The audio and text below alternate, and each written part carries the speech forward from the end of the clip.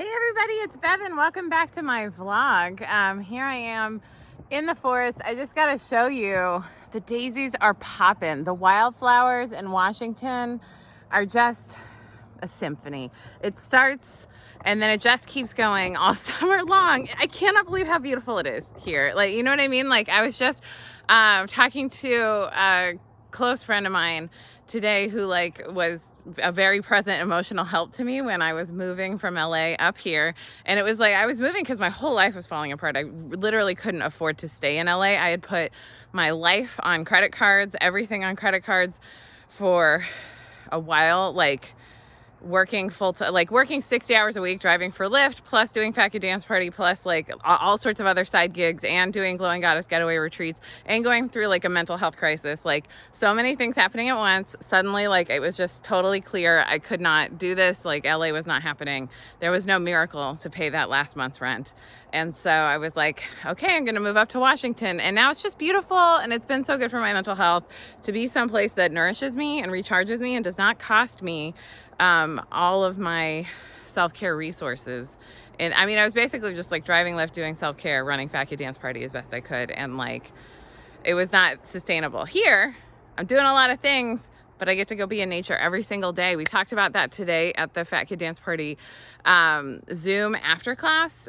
We do a self-care check-in, just about how everyone's self-care wins for the week.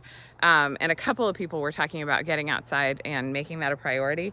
And my friend Cam reflected that she's been going to the forest every day. She goes to different state parks and stuff near her, but someplace wild every morning with her dog. And she said she notices a giant difference for her. I've been doing this. I've lived here since November 2019. So coming out every single day, unless it's dangerous or I'm second shot sick from the COVID vaccine, which is actually what happened. I really wanted to go, but I was so sick. It was not a good idea. But, here I am. I'm great now. And I get to be in the forest. Look at my sun-dappled face.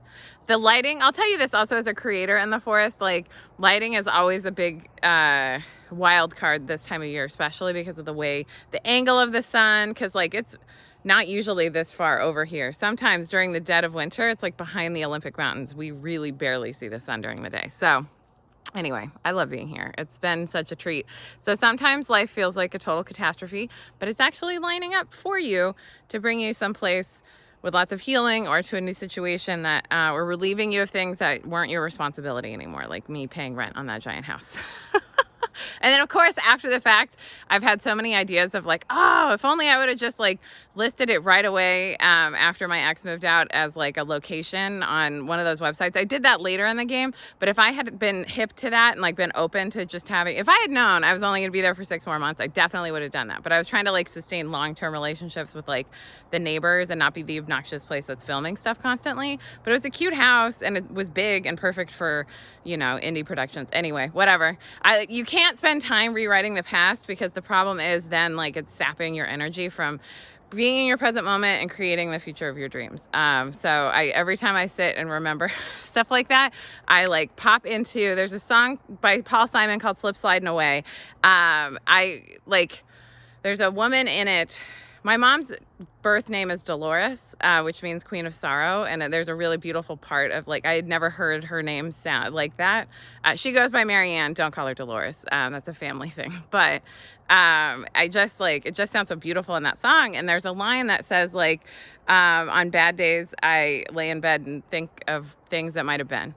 And that always reminds me how dangerous that stuff is. Because, I can't go back to then with the knowledge I have now, because I don't know. Sometimes, I will be honest, I did used to reverse time. Before I did anything about my thought life, I used to reverse time travel to previous relationships, specifically one relationship, my first relationship. I time traveled all the time back to that relationship as me now, because I had grown up so much since then. And I'm oh, I could have done this different. I wish I could just go back. And I kind of almost wanted to go back in time and mentor my 19-year-old self about how, this is literally what I was fantasizing. I was 26, 27, engaged to somebody, by the way, and still having these thoughts. I then later dated that person. It was not a good idea it was a good idea that second time, because it catalyzed a lot of major change in my life. I realized I needed to changed the way I was in the world. I started going to Al-Anon recovery for family and friends of alcoholics. And I will tell you, if you feel affected by someone else's drinking, you qualify. It was a really good investment of my time for very many years. Now I have therapy, and I do kind of like a high level leadership thing that like I think gives me what I needed from that fellowship at that time, but challenges me in new ways to like keep getting to become a better version of myself, which is like always my goal is to be 1% better every day. I wanted to make sure to talk about something I've learned recently about insecurity. So insecurity is you judging someone else before you've even gotten the chance to know someone, because you're assuming that you're not good enough for them. You're assuming what they think of you. You're assuming that they're not gonna vibe with you, right? And that's insecurity.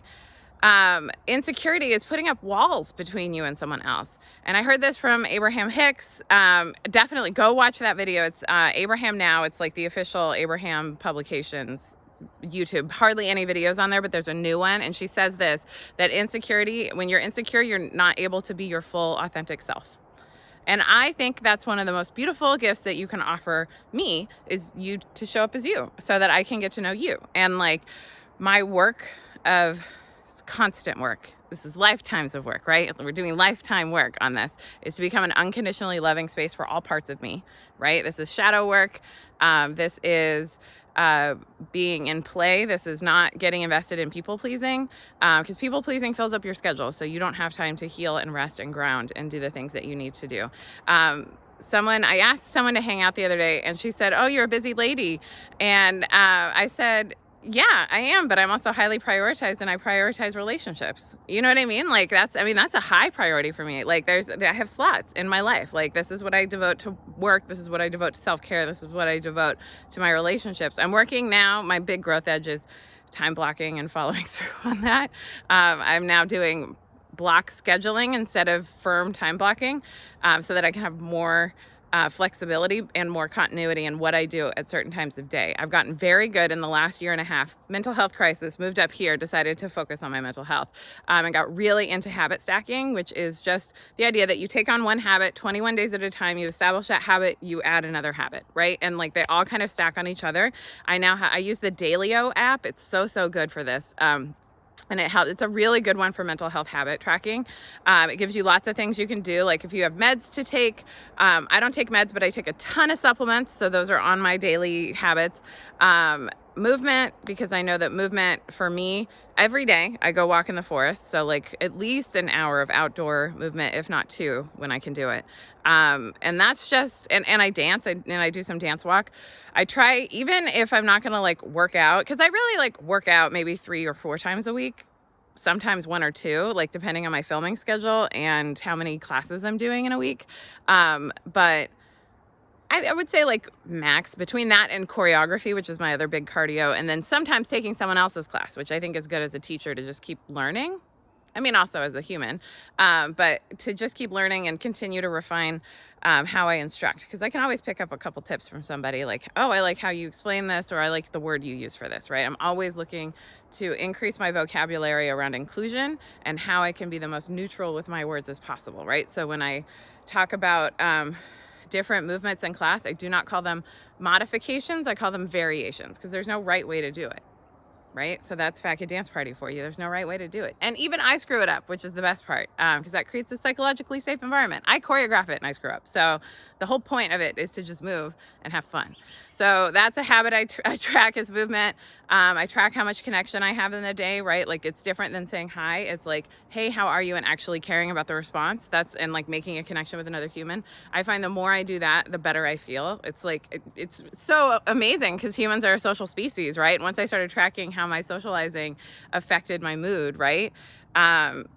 It was pretty wild. So Dailyo gives you a way to track what your mood was that day, and you're tracking your habits. So you can kind of see your patterns of like, oh, when I forget to take my vitamins all these days in a row, I start to feel shitty. Isn't that funny? Right? So helps to reinforce these things. And I've been doing that for a while, since November 20, I guess that's a year and a half.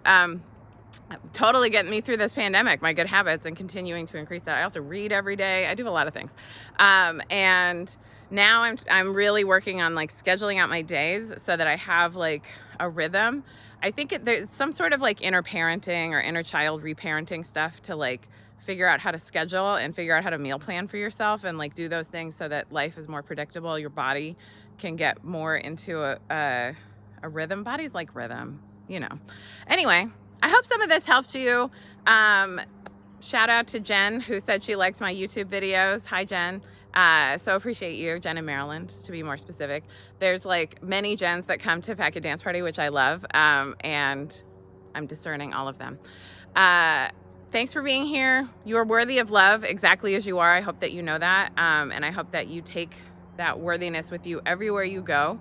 And when you have that worthiness, that's where you really believe that like you're good enough. That takes your insecurity away, right? Like that allows other people into intimacy with you to know who you really are, right? And also, like, you're not supposed to like everyone. Not everyone's gonna like you, and that's all okay too. So you're alive in 2021 or whenever you're watching this for a reason. I'm glad to be here with you. Bye, everybody.